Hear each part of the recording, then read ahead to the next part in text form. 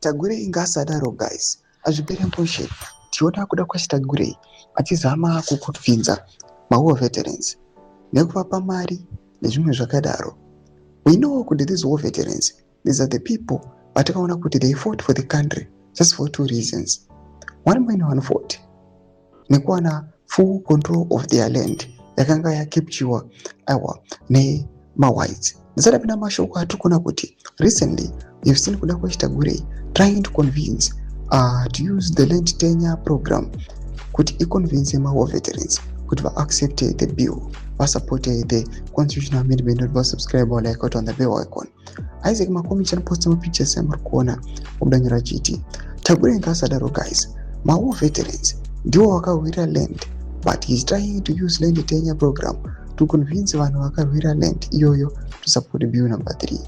Gowa riri kuti he is doing it because aona kuti tungwarara auya nema-opposition MPs, saka iye ava kudawo kuonekwa. Mr. Tagwirei, there is nothing chaungaudza ma-war veterans about nyaya dzeland. Please respect vanhu vakarwira land iyi. Don't use that program to push chibill chenyu ichi please. Madevelopments ari kuonekwa panguva ino ari kuonekwa kunze the ruling party vatova nema-power struggles from within.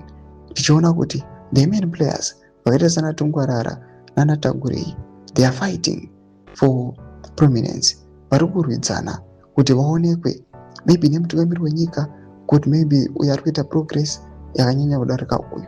But panguva ino yatikuona kuti Tagwirei is we are focusing on him, achizama kuconvince these war veterans to accept the bill.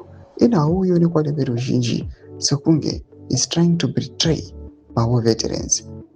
The same people who fought for the land, the same people who fought for one man one vote, achizama kuda kubvisa their credentials what they fought for. Pinda comment section medu dzofungura imo tuli pamusoro pechitiko ichi. Subscribe or like, hit on the bell icon.